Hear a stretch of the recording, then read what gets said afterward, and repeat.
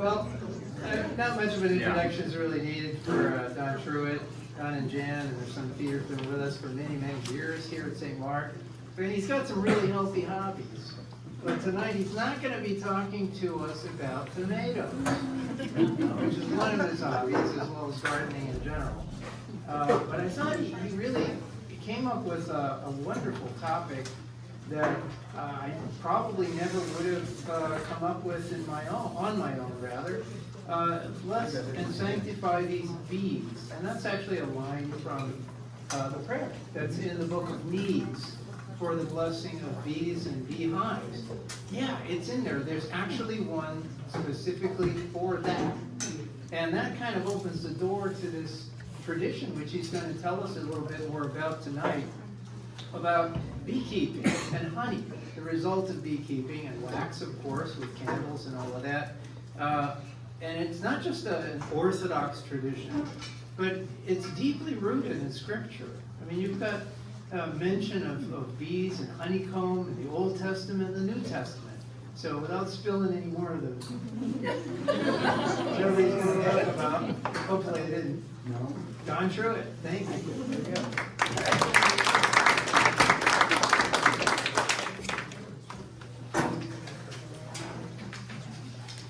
My journey as a beekeeper began about 14 years ago, May of 2010, when I was driving home from work one day, and I used to occupy the time listening to various podcasts, many of them from Ancient Faith Radio. And my wife and I, and Peter, all know Frederica Matthews Green. I used to listen to her podcast, going back and forth to work sometimes. And I was listening to an older one that she had given that I had missed from about September the year before, where she was interviewing the head apiary inspector for the state of Maryland, a man named Jerry Fisher. And she revealed in that interview that she was a beekeeper. On my arrival home, I was speaking to my wife in the kitchen. I said, Frederica Matthews Green is a beekeeper. And she says, oh, you're a gardener. You probably should consider doing something like that. She knew me well, knows me well. And I immediately said, no, that'll never work. We live on too small a property. About 1/6 of an acre, about 10 minutes from here at the time. Now we're on over an acre out in Colesville. But, the gardening and the beekeeping really do complement each other very well. One builds on the other. It's kind of well known that gardening kind of leads to beekeeping, or beekeeping leads to gardening, and then in some cases chickens get thrown in there somewhere. Not in our case. We don't have a big enough backyard for that. The bees occupy all of it. We have 5 hives now, as well as a nucleus hive, which is a miniature hive. So I dismissed that idea right away. No, that's not something I think I can do. Well, literally a couple of days later, the Wall Street Journal ran a first-page article, and they usually have a fluff piece on the bottom of the first page. Wall Street Journal article, the backyard fight to help honeybees. And one of the people that they profiled lived no more than, say, 2 miles from where we lived at the time. So they say when you get a calling, you just can't get away from it, And I firmly believe that this was part of my calling. And then to make matters more certain, that Sunday, literally that Sunday, at coffee hour, I said innocently to Matusha, I'm reading a lot about honeybees lately. And she said, oh, that's a very Orthodox thing to do. We have 3 people in our parish who are beekeepers. I think I'm now the only one. Michael Thompson, who was parish council president, still keeps bees. He and I compare notes occasionally. That convinced me. That 3 women in my life convinced me to be a beekeeper. And so I'm one of, as of 2023, about 2,338 registered beekeepers, managing about 2,957 apiaries, and with about 18,738 individual colonies, so individual hives, if you will. Averages out to about 8 colonies a person, but I think that's probably skewed a little bit. I think most beekeepers probably keep less than that, especially us hobbyists, and we're almost all hobbyists in Maryland. Very few, maybe 2, 3 commercial beekeepers, and they're all out in Western Maryland for the most part. Just about every story I ever see about beekeeping talks about how 30% of our food depends on insect pollination. And in here recently, I heard that 80% of that pollination is done by honeybees. The apiary manager at the University of Guelph in Ontario, Canada, cited that statistic in a video I saw, and sounds good to me. Father has prayed this prayer over our hives.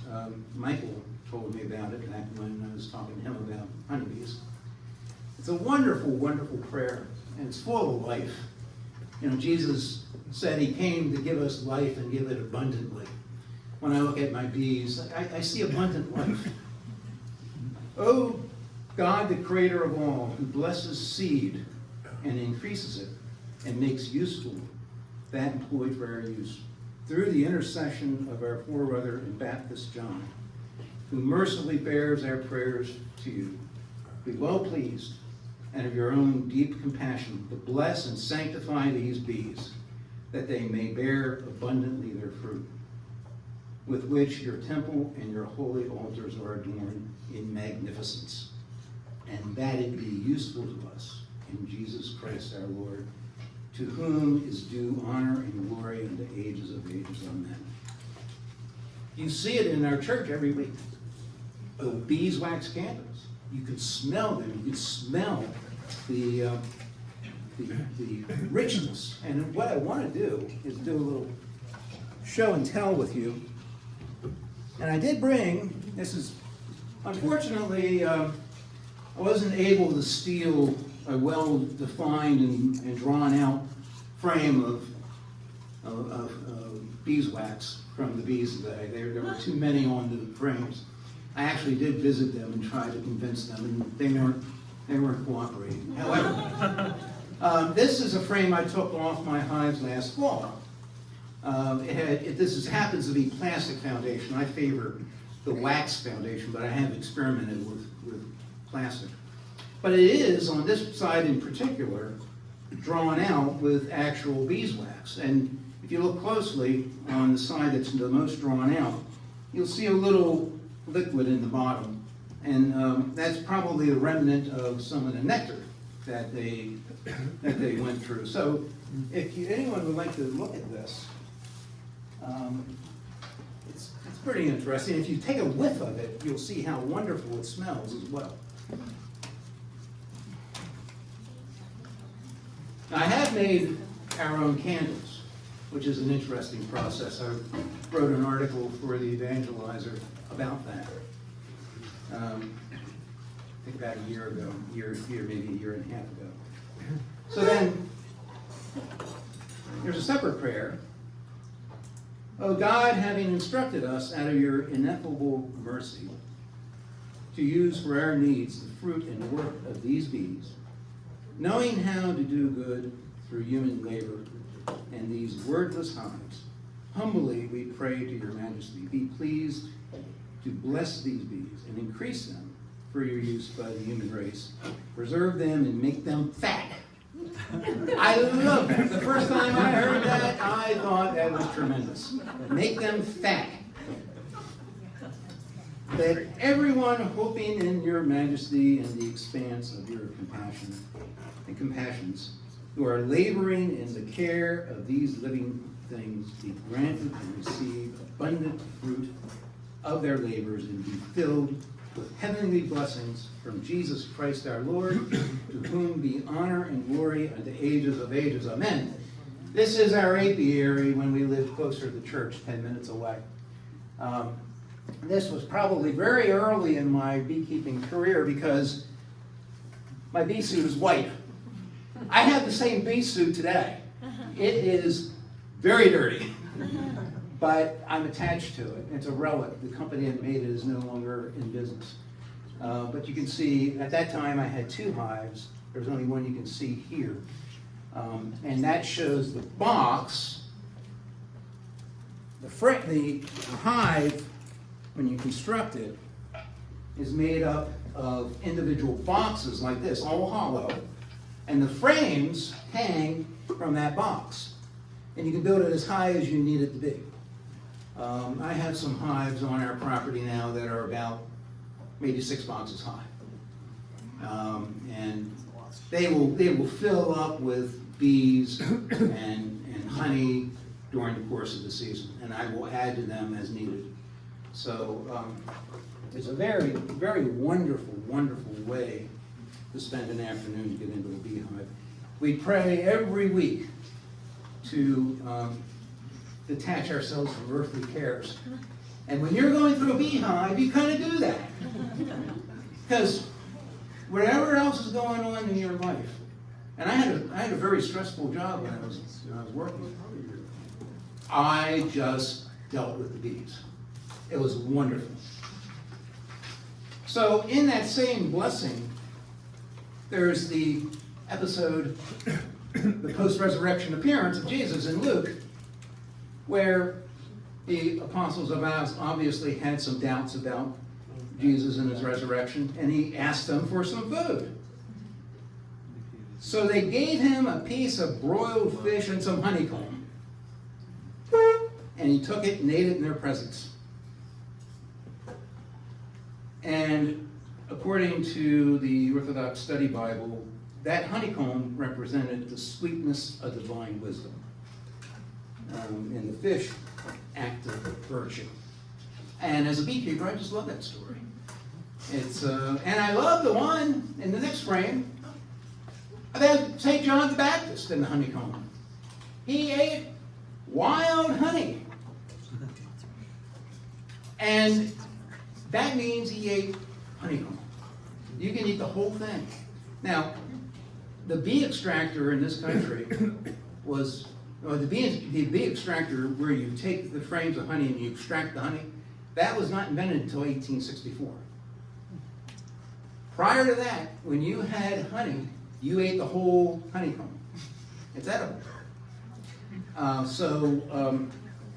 That kind of changed things. And also, before the removable frame hive, which it was a congregational minister named Lorenzo Langstroth invented the removable frame hive, where you could take these individual frames out and inspect the hive.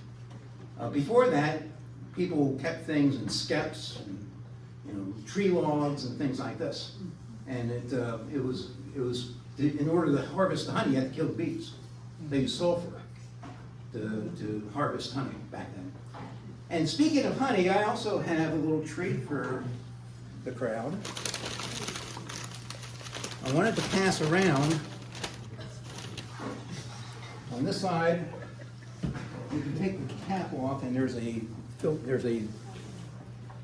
and on this side, these are 2 distinctly different honeys harvested from our hives. And you can take an individual spoon and test it, taste it. I just wanted to bring that in to show how different these honeys can be from year to year. You can put the cap on. There's a squeeze. Oh, I see. Oh, thank you. Yeah, that would take more time. Yeah. that would be much neater, I can assure you. And just put the cap on and it slips out, and then you can just squeeze it out. Yeah, that with way. my old one. I cordon off a part of my kit. So the same man, Lorenzo Langstroth, who invented this removable frame hive, had a favorite scripture passage. Good words are a honeycomb, and their sweetness is a healing of the soul. And throughout the Bible, all these 60 some odd references to bees and honey, it's always the goodness of the honey, the goodness of the wax, the goodness of the bees, and their role in God's creative power.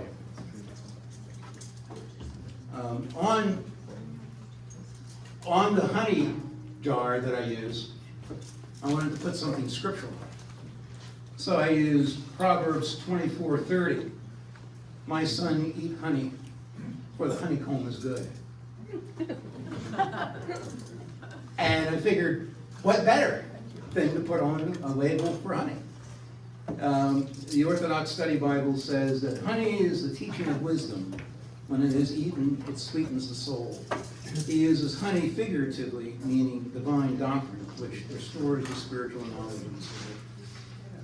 And then we have these wonderful, I just love this icon. It shows Saints Zosimus and Sabatius blessing the beehives. You can see the little brush. I don't know if there's a technical word for that, Father. Little brush. Yeah, the little brush. One thing I love about Orthodoxy as a convert is very practical. Very practical. And I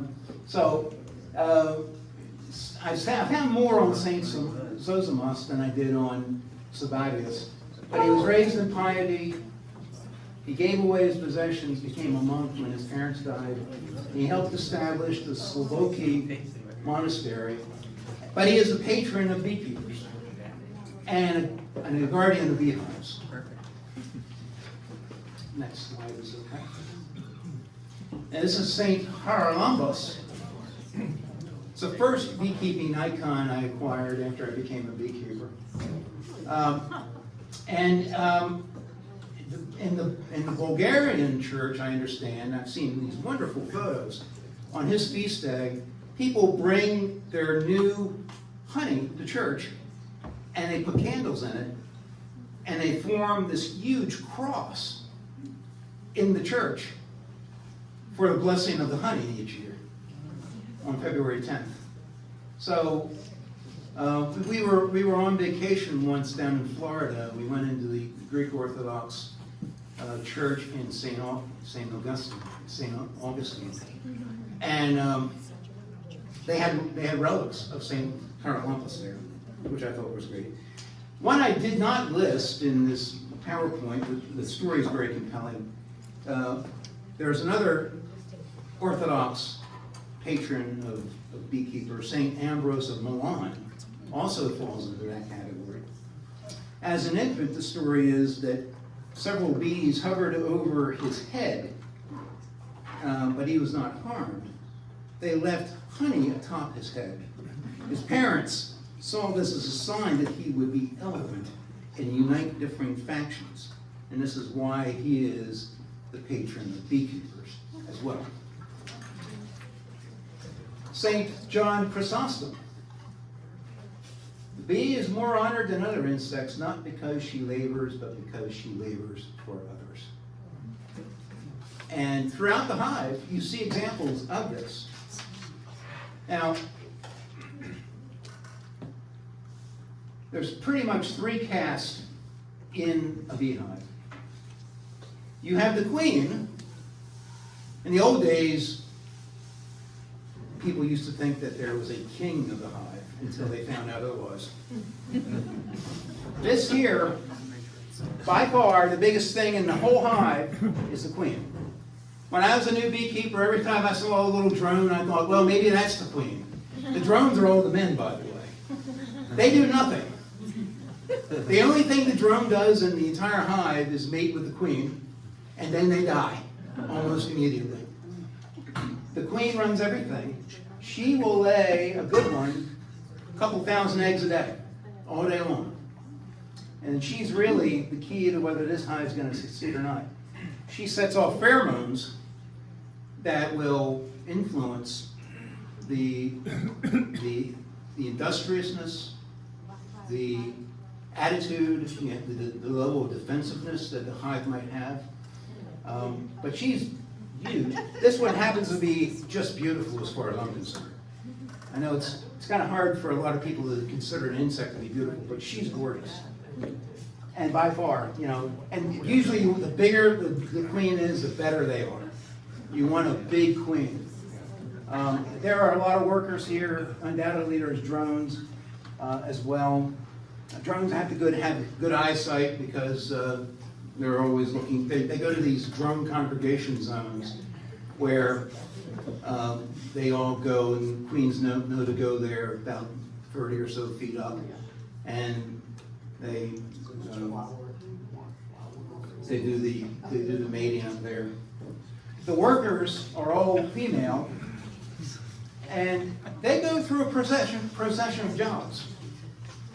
They started out as housekeepers, and they die as foragers. They usually die in the field, working themselves to death. In the spring and summer, they typically live just a month to 6 weeks. Going from flower to flower to flower to flower.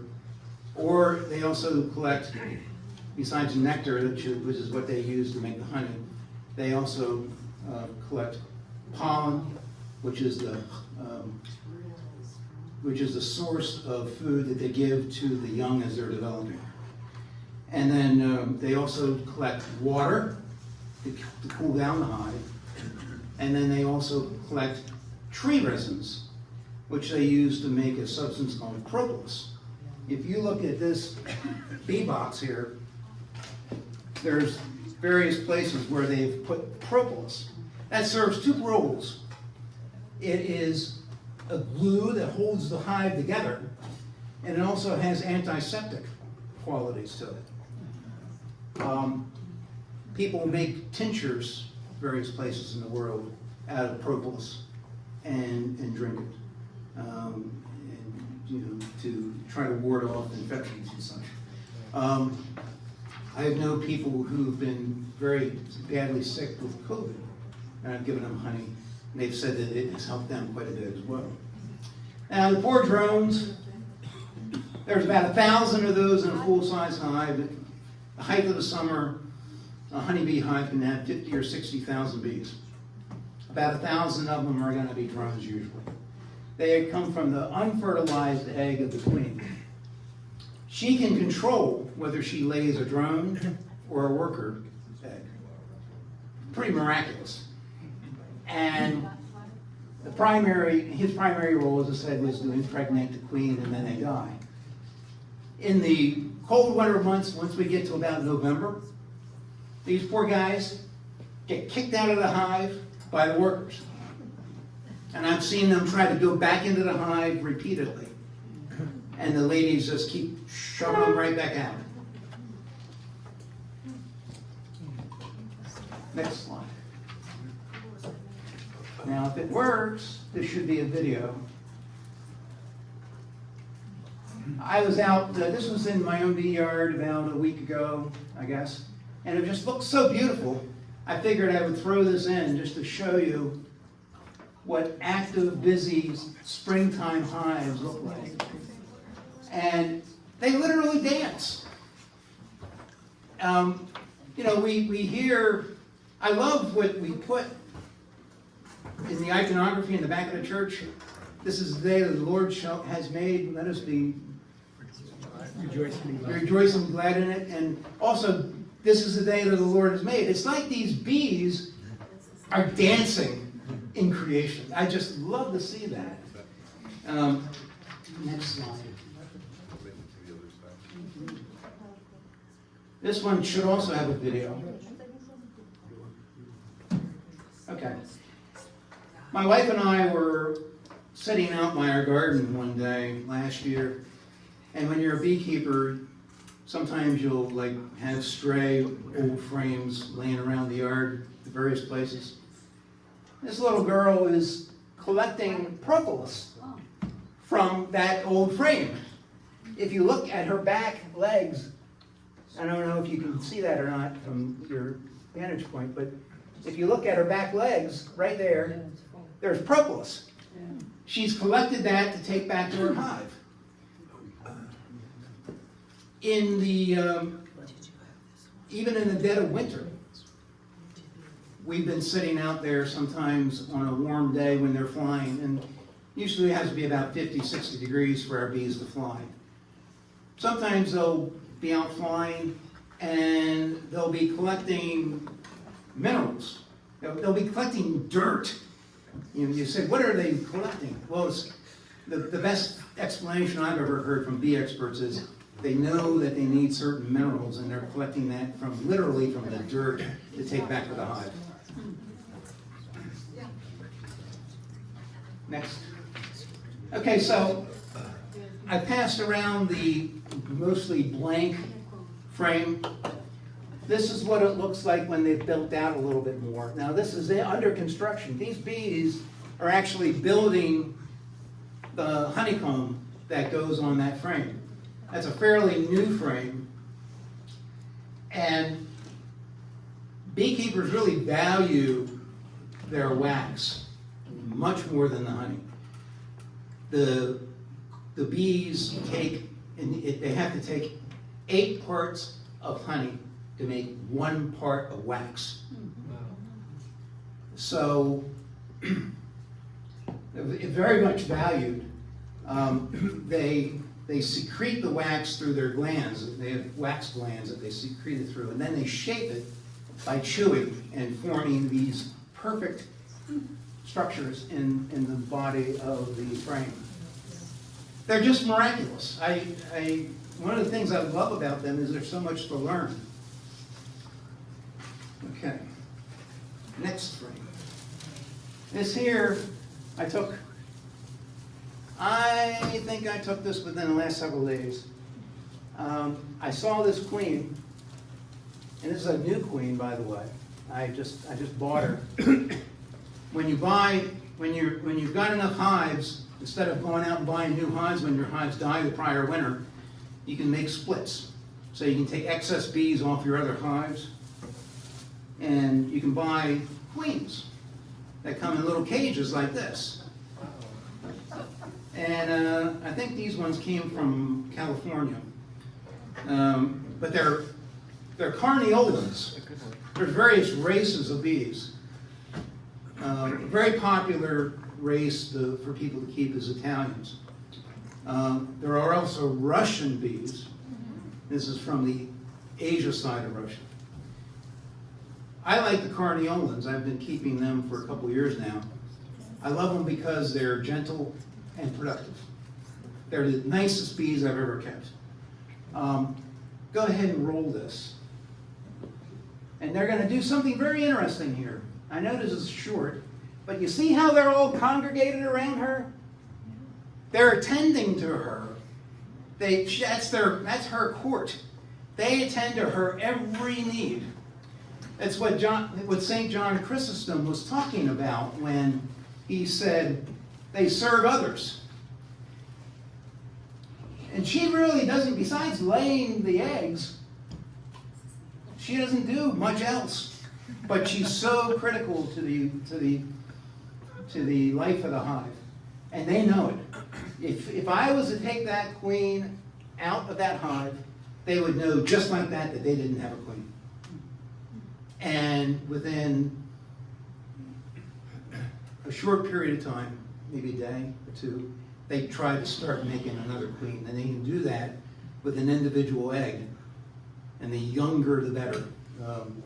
1 to 3 days old, which are really hard to see. I have a real hard time seeing individual eggs. They're compared to little grains of rice. And they will feed that egg a substance called royal jelly. They'll just load up that cell with royal jelly. That's what makes the queen the queen. Beautiful queen, once again. Just perfect. And hopefully she'll have a good long life. I do not, as a rule, replace my queens. Some people advocate replacing them every year. I figure as long as she's doing her job and the hive's still productive, keep her. Bee communities. Honeybees cannot survive as individuals. And they need community, and they rotate from going from one job to another. So, I mentioned that the worker bees have a lifespan that goes up to about 6 weeks. Now, winter bees, the bees that they start making in about August, they can live much longer. They have a winter physiology. They can literally live for a number of months until the new season starts. And the queen will stop laying usually sometime about in November, and then she'll resume laying in as early as January. And then eventually you get to the point where with the carnioles, the only thing about the carnioles that you have to watch out for, they're very economical. They are frugal with how they manage their resources. But once the spring comes and the warm weather comes, they just explode. So you have to be very wary and careful so that you don't have a swarm of bees that leave with half the colony and the old queen. Beekeepers don't want that. They want to keep our workforce intact. And plus, swarms of bees, even though they're very gentle, they're loaded up with honey. They're not going to sting anybody when they come right out of the hive. You still don't want to have that kind of pressure with neighbors and such. 10,000 bees hanging on somebody's doorstep. You don't want that. I did collect a swarm.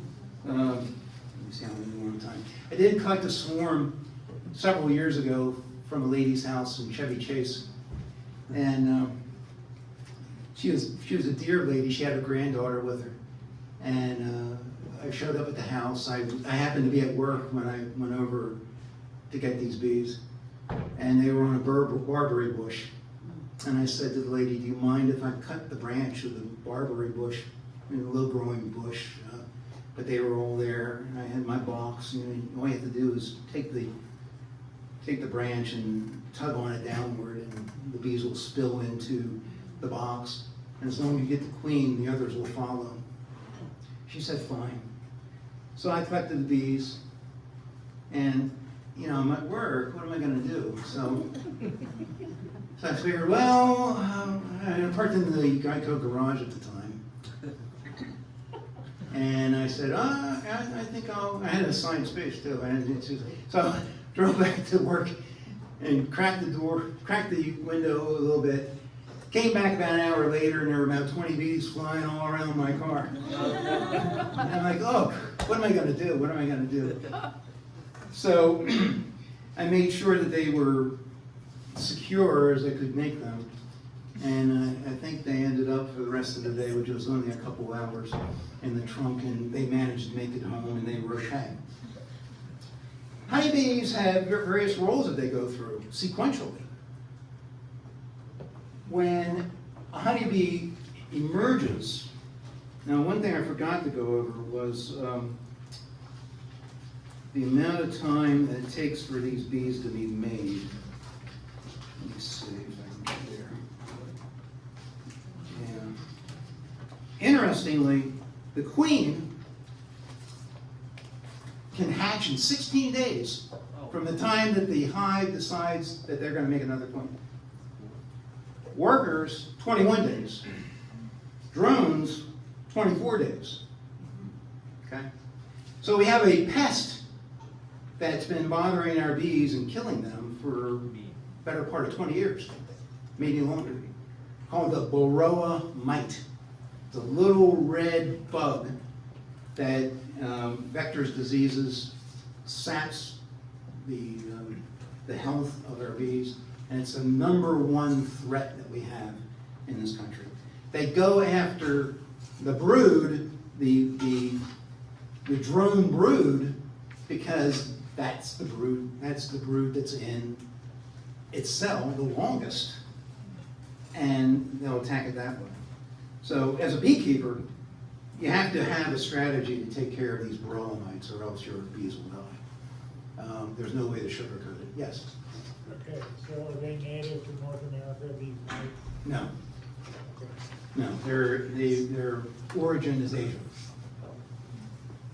Like all other invasive species. And we've also been dealing with, or there's been all the concern about the murder hornet. Oh, yeah, I know about that. And now there's a yellow-legged hornet as well. I heard a bee researcher in a podcast this past week describe the possible threat that's coming from the yellow-legged hornet, and said in Europe, France, for example, they have losses of about 30% each year from the yellow-legged hornet. They are predators of our bees. They will hang out around the entrance and pick them off one at a time. I've actually seen this with different other critters. As a beekeeper, a tennis racket works really well against these kinds of things. All right, so they go from housekeeping to undertaker. There's actually undertaker bees. Father, I consider myself a bee shepherd. And my lawn is my bee pasture. So I'm not into grass. Give me weeds any day of the week. So there are undertaker bees. When bees die in the hive, there are bees specifically assigned to taking the dead out. Then they go to nursing young worker bees. Once the bee emerges from its cell, there are bees assigned to nursing them along. Attending the queen, collecting nectar from incoming foragers. So I have a video coming up where it shows a much more extended period of time where bees are just flying into the hive with pollen and nectar, and there are bees that meet them at the door and will collect what they brought in. There are bees that will fan the hive. If it's a hot day, they'll be at the entrance of the hive and they'll fan to keep it cool. There are bees that produce beeswax, and then guard bees. Literally, there are sentries at the entrance of the hive, and if you make an untoward move, they'll let you know that they don't want you there. Now, I shot a lot of this video with no bee jacket or bee veil or glove on, but you have to know your bees. And I was off to the side. I would never do this in front of the hive.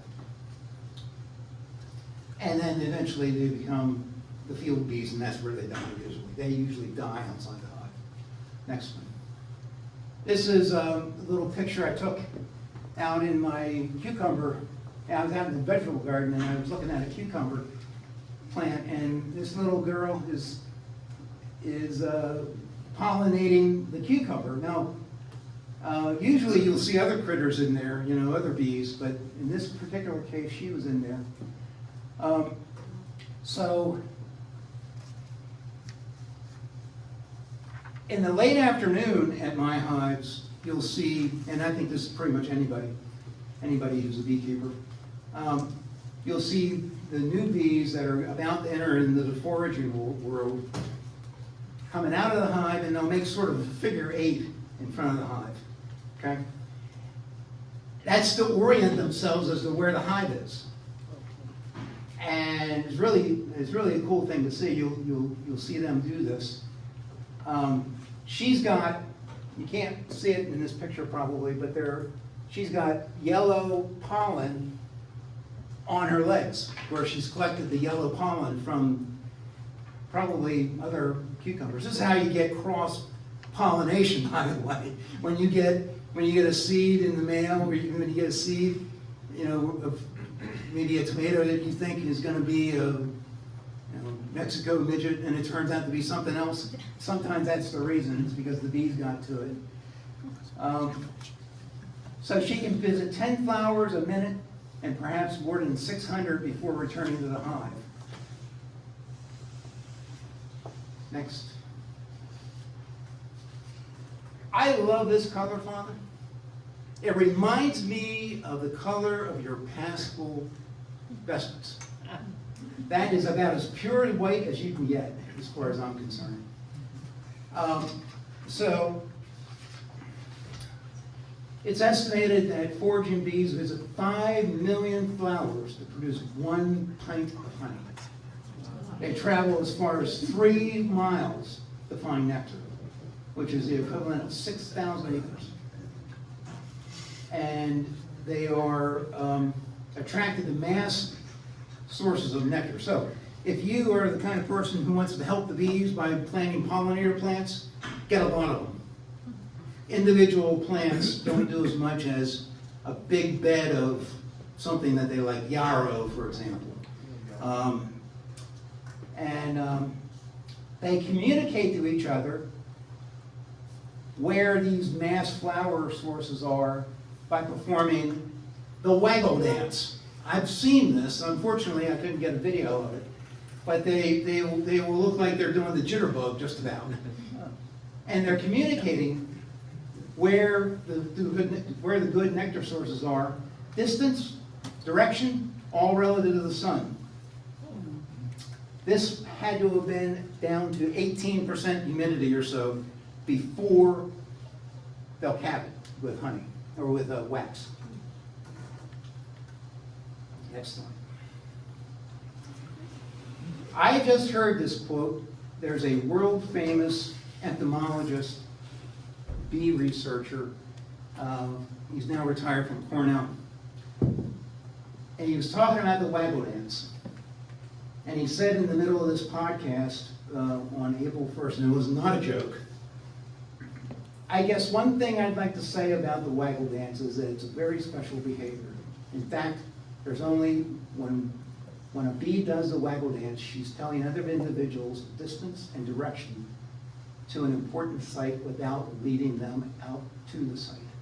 There's only one other species on the planet that has the ability to give directions to other individuals in their group, the location of an important site without taking them there or leaving a trail, and it's them and us. I found that to be earth-shaking, but that's what he said, and he would know.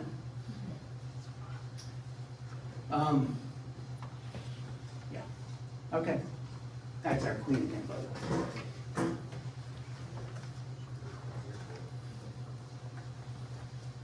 Next.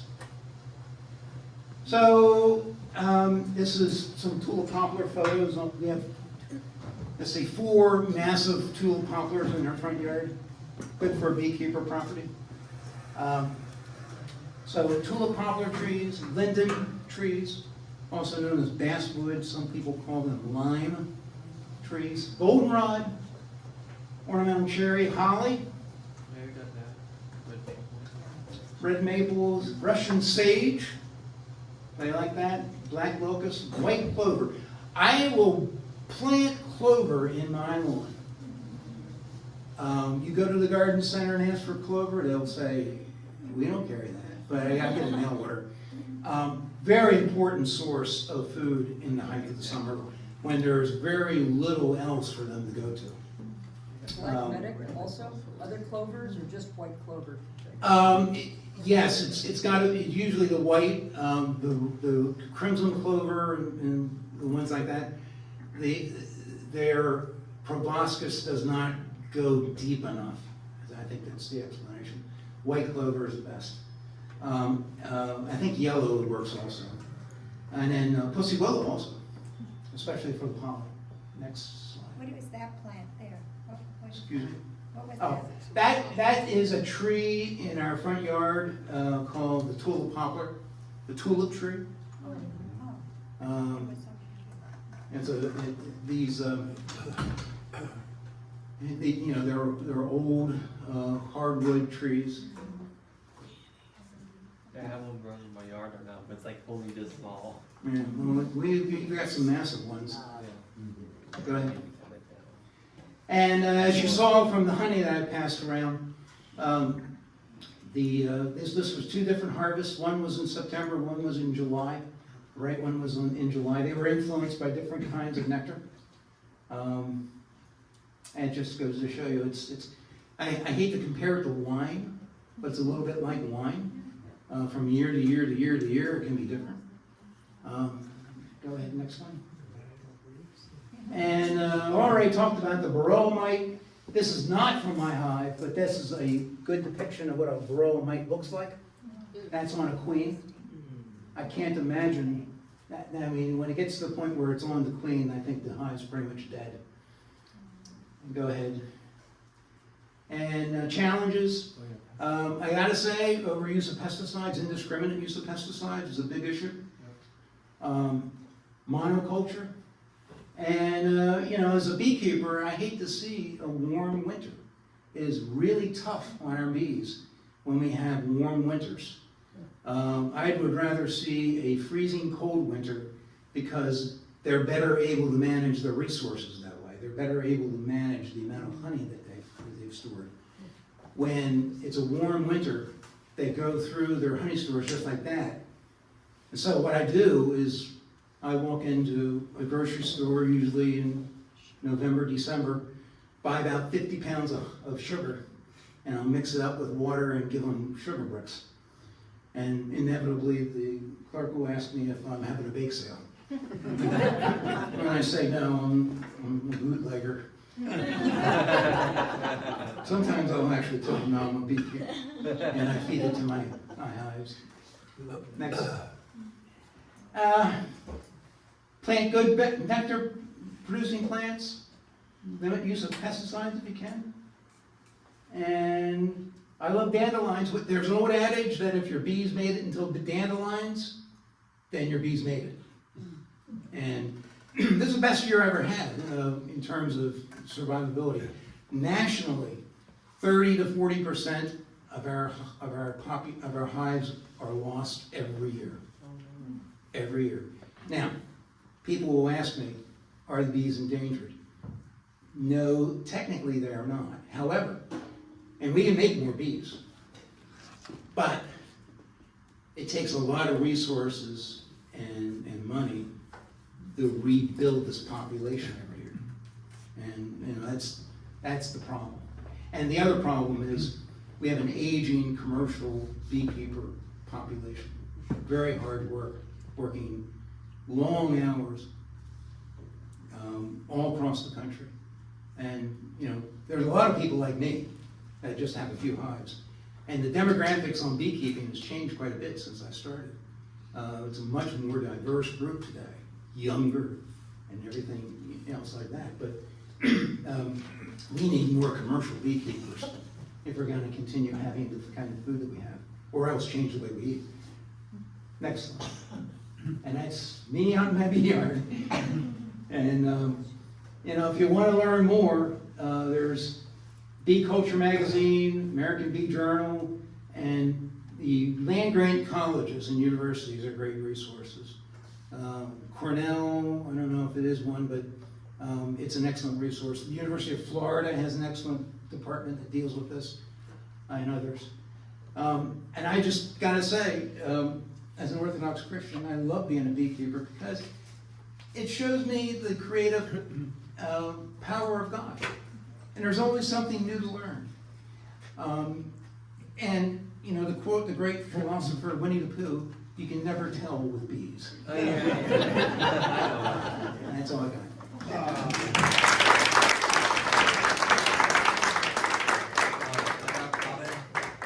I've got some dandelions growing in my between the cracks in the sidewalk and the garage. Like, how does it grow there? But I'll make sure I leave it for the honeybees. I have a picture in my portfolio of a honeybee on a dandelion. And I know it happens. Yes, sir. I know you don't get stung very often, but how often do you get stung? I actually considered putting a photo in this PowerPoint of a that came from me getting stung last year, right around this time of year. I was doing splits, and my neighbor wanted to watch while I was doing all this bee activity. I said, fine, but you got to stand way over there. So in the aftermath of all my activity, I was sitting in my chair. He was standing, and I was talking to him. I still had all my regalia on. We're talking and talking and talking, and it got a little hot, so I took this veil off. And about 10 minutes later, bing, right there. And it took about 2 or 3 days for that to go down. I sent a picture to Jim Blacko, and I said, if one got me, and he said that I looked like I had been in a battle with Mike Tyson, I think. But, you know, it took a while to go down in a couple of days, but it wasn't that bad. Well, I was gonna say, when you get stung, are you building up a tolerance, or are you building up a worse allergic reaction? I think for the most part, tolerance. However, I do wear gloves. A lot of people will tell you not to wear gloves because it limits your dexterity, you know, dealing with bees.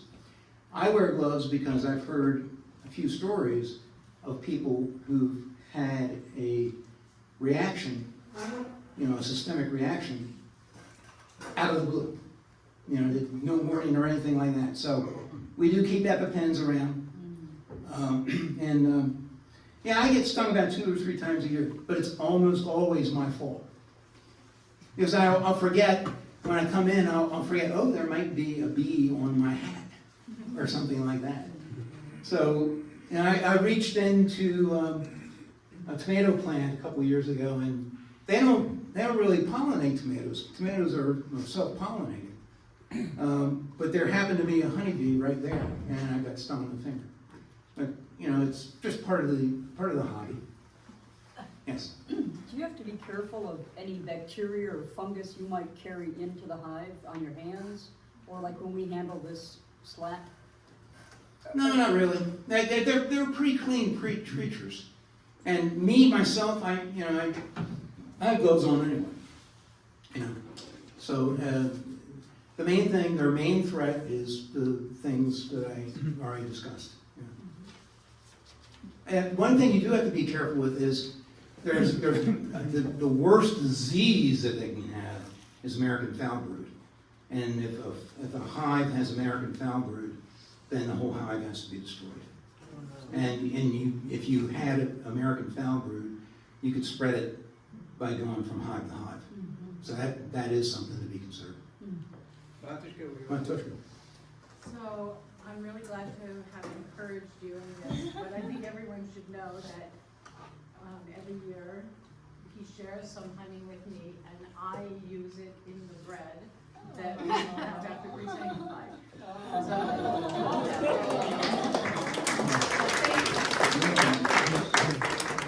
Right? Yeah, I've seen shows where people use smokers to Yes. kind of move that. Do you use a Oh, smoker? absolutely, yeah.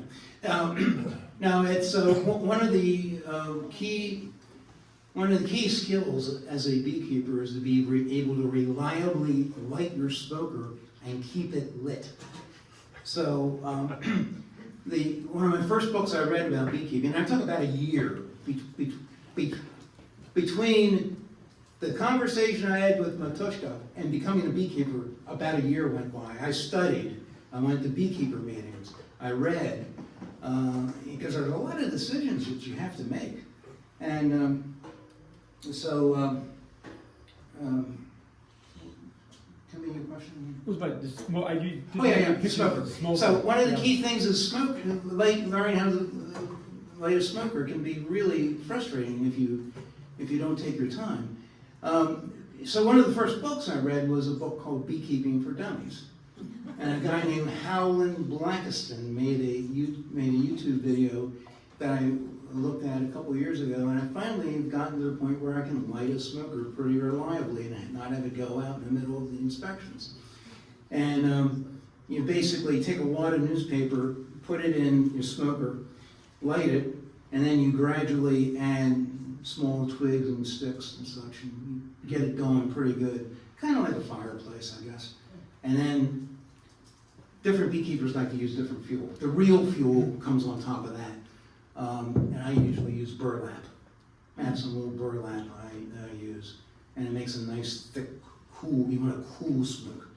The last thing you want is a hot smoke, because if you have a hot smoke, that tends to upset the bees and hurts them too. So cool smoke is okay. This, Sorry, you wanna go back? this might be pretty ignorant, but what is the purpose of a smoker? The smoke, the bees, when they're in the hive and someone breaks open the hive to inspect it, Sometimes there can be an alarm pheromone. Some people relate it to the smell of bananas. I can't say that I've actually ever smelled that intensely, except for just recently. I did smell bananas recently when I got into the hive. The purpose of the smoke is to interrupt the communication of that pheromone so that you can safely go through the hive. I don't use a lot because I everything in moderation. So I just use what I think I need to use. But I still have the original smoker I started out with. I'm attached to it.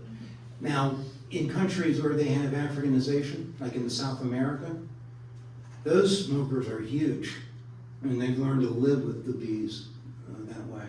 In this country, unfortunately around here, it's too cold for the Africanized bees for the most part. They swarm themselves out of existence as they go north. Same thing in South America. In South America, the further south they've gone, where it gets colder, they've kind of died out. But it's still a concern. I don't get bees from places that are known for having Africanized bees. I see when I drive sometimes down the road on 7 Locks and live near there, I see signs that say don't what's it called, like that mosquito Joe, Oh, yeah. like the mosquito killing the mosquitoes kills the bees. Is that really true? I can tell you that I saw someone spraying in close proximity, relatively close proximity to my hives 2 years ago. And I asked him what he was spraying, and he told me, and I looked it up, and it kills everything. Okay. It killed it. And this person was spraying in the middle of the afternoon. Mosquitoes are active in the evening. You're not going to get them in the middle of the afternoon. I said, I'm a beekeeper. I've got 5 hives right over there beyond that tree line. Could you possibly wait until nightfall or close to dusk? And he said, no, I got my schedule. I can't do that. So, Report him. Report him. We need to explain this more to the county. yeah. Exactly. I agree. Anything else? Yes. Just wanted to say that your honey is absolutely wonderful. It's so delicate, and the two, you could tell they're different a little bit, and they have this wonderful fragrance. The stuff that I get at Safeway really is not like that. No. So what can we do to ensure that we are supporting people whose bees make this kind of honey? Well, I don't sell honey. I've never gotten that big of a harvest. However, I can tell you that every year at the Montgomery County Fair, probably other fairs as well, the local beekeeping club usually has a stand. Yeah. And I would recommend, if you want the best product, buy it from a beekeeper. There have been there's a lot of controversy about honey dumping from other countries, and even adulterated honey. And I've seen stories going both ways on that, but that's the real thing. And you can tell it's the real thing because when it's sat around for a while, it crystallizes. And it crystallizes because it's the real thing. If you have honey that doesn't crystallize, unless it's, Tupelo, I think, it does not crystallize. But other than that, if you've got honey that's not crystallizing, it probably isn't adulterated. And the way to re-liquefy that is, if you've got a glass container, you can probably put it in a gentle pot of water and gradually liquefy it that way. I use a heating pad on very low because you don't want to destroy the structure of the honey. Very low, like a 1, and over time it'll re-liquefy it. But then it'll once it's crystallized, that will eventually crystallize again. It'll happen. We've all heard stories about honey from the pyramids. Yes, it's edible. I've heard you probably wouldn't want to eat it. Yes. First, thank you for giving Trishka the honey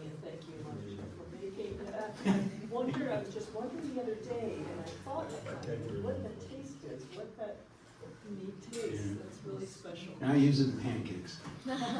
I also put it on vanilla ice cream. It's pretty good that way too.